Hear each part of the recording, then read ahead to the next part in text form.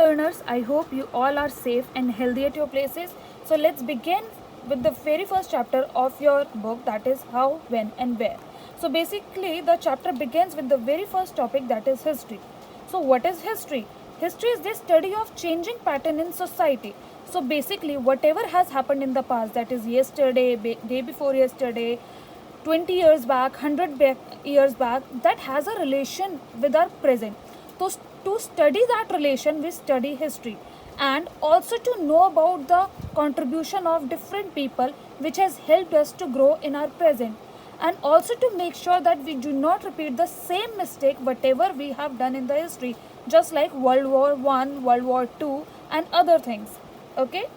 Next is dates. Are all dates important? And why do we study so many dates in history? So basically, earlier people never used to note down all the dates. So, because there was no paper and all of them were not literate. So, we only have an idea that probably this thing must have happened on that time. We do not have the exact date or a precise date for all the events. So, we cannot rely on all the dates whatever come across. Secondly, do we study all the dates? No. Just like our birthdays, we only remember our birthdays or the special one's birthday. Why?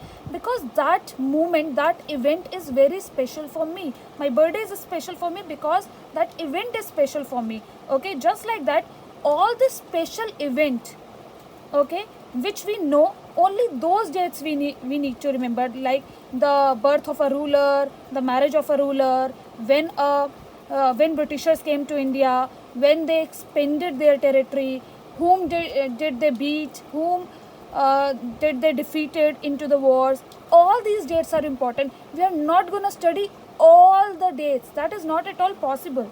Okay. Next is periods in history. So there was this person called James Mill. He divided history into three parts. Okay, in his book, A History of British India. So the first one was Hindu, the second is Muslim, and the British. Just like him, historians also divided history into three parts, that is ancient, medieval, and modern period. He believed that before arrival of the British period, India was into the period of darkness. He believed that British Indians did not know anything. They were totally uncivilized people who always used to fight over the religion and who used to fight among themselves. Okay, and he, according to him, only when Britishers came to India, actually they helped them to become modern. And according to historians, the Indian history is basically divided into ancient, medieval, and modern. Ancient you have studied in class 6th, medieval you have studied in class 7th, that is about the rulers, Mughal rulers and all, and modern, that is related to the Britishers, will be studying in class 8th. Okay, so modern period.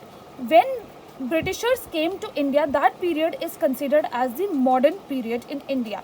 So earlier it was the Mughal rulers, the Muslim rulers who used to rule us, and it was the medieval period. So when Britishers arrived to India, it is considered as the beginning of the modern period, that is the 18th century. But according to some of the historians, this period was not at all the modern period, because they came here for their own advantage. They actually took all the raw material, all the resources from India, and they used to sell it in the Europe. So they were exploiting India. That's why this is also, modern period is also known as the colonization period. Okay, it is a practice by which a powerful country control other less powerful country. That means Britishers were controlling India. So India was the colony of the Britishers. So that's why this period cannot be considered as the modern period, because whatever they did, for example, introduction of railway. So they introduced railway for their own purpose. They wanted to, transport the raw material from one place to another. They did not do it for our purpose, for India's growth and development. Next is interpretation. Whatever document we read in history, we cannot rely on that individual document, because that can happen that whosoever person was writing it, only that person interpretation has gone into that document. So we should always cross check the one document with the other or some other archaeological sources, because we cannot rely. Probably I like some ruler, so I'll be writing everything good about that ruler, and I don't like the other ruler, so I'll write all bad about that ruler. So this is my interpretation. So you should never rely on my interpretation. You should always cross check with the other documents as well. So interpretation is basically the perspective, our thought about one event, okay, and we should never rely on all the historical document that we come across, because that must be belonging to one person's interpretation. Next is, how do we get to know about Britishers so much that whatever they did we have the same sources in pre-colonial period also? Pre-colonial period means the period before the arrival of the Britishers. So basically, before British period, Hindu kings did not used to record each and everything because paper was not there. So we used to record everything on the copper plate, and whatever sources, from where did we get to know about the medieval period? It was because of the travelers, the travelogues, and autobiographies, biographies, copper plates, manuscripts, inscription, all these things, okay. But when it comes to the colonial period, we have three different kind of sources from where we get to know about the colonial period. That is administrative records, survey report, and indigenous records.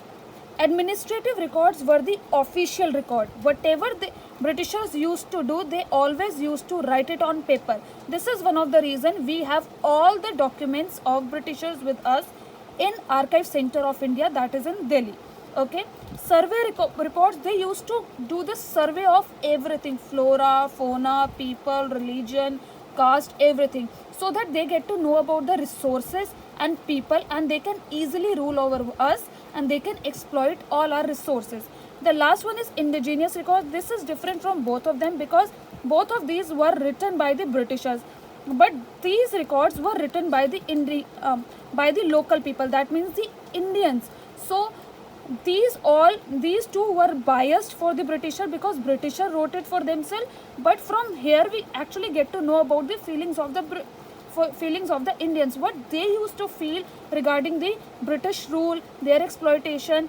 So we have different kind of newspaper, and these records were mostly available in the local languages. These two are available in English, jabki these are the records that are available in Marathi, Gujarati, Tamil, all these languages, even Hindi. Thank you so much for watching the video.